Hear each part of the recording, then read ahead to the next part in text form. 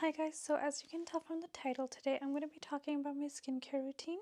I feel very strongly about the advice that's going around. I feel like there's so many products out there that it's become so confusing and overwhelming, because if you go online and search up a simple skincare routine, you'll see like 10 different products and it's just not sustainable. Oftentimes it's causing more harm than good. For example, a few years ago now, I'll put a picture up of the stuff that I mentioned because I don't have it anymore because it's not part of my routine anymore. But these are very common products that are still very popular.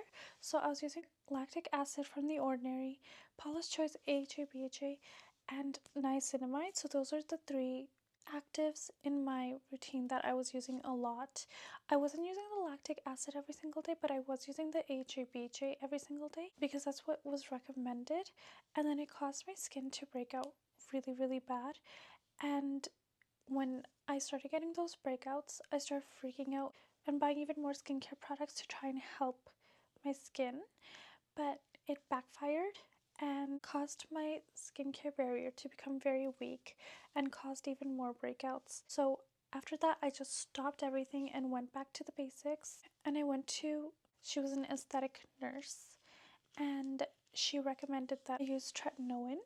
So that's what I used, and then I stopped everything else, so just tretinoin and lotion and just a basic bar soap that I was using before, but then I started buying all the other facial cleansers that were recommended. So I stopped everything and I went back to those, and my skin cleared up so well. It's been almost a year since I've had like a real pimple.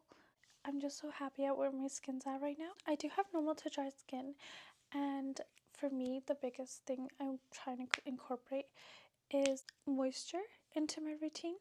So this routine just mainly is all about adding moisture into my skin. But obviously everyone's skin is different and you just have to figure out what works best for you. This is just a very common question that I get. So I'm just gonna get started. So obviously I really like makeup, and taking makeup off is a very tedious process, and you want to be very gentle with your skin when you do it. I don't like to use one-time use products because it feels very wasteful, and wipes always irritate my skin really bad. So I've been using this Pond's cold cream to melt down my makeup, and then I take these towels, these makeup removing towels, and just wipe off whatever comes loose. And then after that, this is a new bar that I have, but I've been using either Dial soap or Dove soap, the Dove sensitive bar, and use that for a second cleanse. But if it doesn't set up on the first time, then I go ahead with even a third cleanse. This isn't always necessary. My makeup is usually lighter, so oftentimes I don't even use this. I just go in with the first cleanse with this, and then wipe off whatever comes loose with this, and then do a second cleanse with this. It just depends on the day. And then after that, my retinol. So this is something I've been using once every couple of weeks. I haven't really been consistent with it because my skin is very sensitive. If I use it too much, then it causes more harm to my skin than good. So, which is fine, like, you need to build resistance to it, and you only want to give your skin what it can handle. So I don't like to use this too much because it does also dry me out even more, but it's good for anti-aging. This is just Retin-A that I got prescribed from the dermatologist. I also used to use the Sol 1988 Retinol, and that one I really enjoyed that one because it was very gentle, and I was able to use that one every single day. My sister currently uses that one. She loves it. So yeah, if you aren't able to get to a dermatologist, I would try a retinol like the Sol 1988 one. So that one is one that I would really recommend because I have also used it personally, so I feel like I can recommend it confidently. Also, you want to make sure that you're only using Retin-A at night because this does make you photosensitive. It's very moisturizing but also very light on the skin. I can be sensitive to fragrances, especially after using this Retin-A. And then my go-to night cream, so it's not in its original packaging, is the La Roche-Posay Lipikar Balm. For whatever reason, the pump stops working for me, so then I just put it in this Vaseline container, which is probably not the best for the lotion, but it still works for me. So I just wanted to use it up because there's still a lot left when the pump stopped working. But anyways, I've been using it at night. It's the most hydrating cream I've ever used. It works really, really well with my skin, and I think it also has niacinamide in it, which is one of the actives I used to use. So I still get to incorporate that without having a separate serum for it. I'm trying to keep my routine as basic as possible and not include too many actives that I don't need. Like, for example, I kept seeing TikToks on azelaic acid, and I was so ready to buy azelaic acid because like everyone was like, oh, it's so good for your skin, it gave me such good results. And so I was like, okay, let me see like where I can purchase it from. So I was like, oh yeah, Enki List azelaic acid has some good reviews, so I might purchase it and try it and see if my skin agrees with it. But then I was like, let me see what it's good for. And I searched up the benefits, and it's really good for acne and acne marks, which are two things I don't have. So I was like, why am I buying it? Like, I don't need it. So that's what I mean by you need to include things not just based on marketing, but what you actually need for your skin. And then next, so during the day, this has been my go-to cream.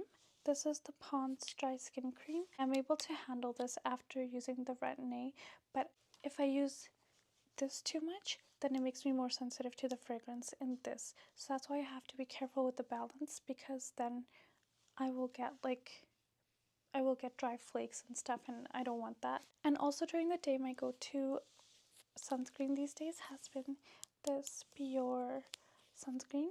This is so good. It just melts into your skin, and this bottle has lasted me a while. So especially because I only use it for my face and my neck. Another thing you want to make sure you do is use everything on your face and your neck down to like kind of this area, because these are the areas that age the fastest. But yeah, it's not like body care. My body care is very different from my face care. I'm a lot more aggressive, I guess, when it comes to body care, but my skin on my body can handle it, obviously. I often forget sunscreen, but sunscreen is a must. That is not something you want to skip out on, especially the next few days after you use Retin-A. And then lastly, Aquaphor. I love Aquaphor so much. I get really dry hands because I have a tendency to overwash my hands a lot, especially during the winter, so I end up with really cracked, rashy hands. But if I use Aquaphor for a few days, all my problems are solved. And this also makes the best lip balm. I have so many lip balms, and it's just so unnecessary because Aquaphor is the best. It works the best for everything. Any just sort of cracked skin anywhere on your body, it's so good, especially if you're not sensitive to lanolin. And then on my face too. So during the winter, if I get really dry, then I try to use it just more so in my T-zone area. I don't like to do this too much though, because I do tend to form bumps. Not like mealy exactly, but I guess just like congestion bumps. So I try to limit how much I use this on my face. But for my hands and lips, this is the best. And then just slugging sometimes. But yeah, that's it for my skincare routine. It's very basic. I think like the only thing I would be missing is something for hyperpigmentation. So I do have dark circles, which are caused from that hyperpigmentation, and a little bit around my mouth. So that is the only thing that I would want something for, if that makes sense. But so far, I don't think I've found anything that really works or justifies including it in my routine. So I'm just sticking with what I have for now until I find something that actually seems promising. So yeah, that is it for my skincare routine. Thank you so much for watching. Bye.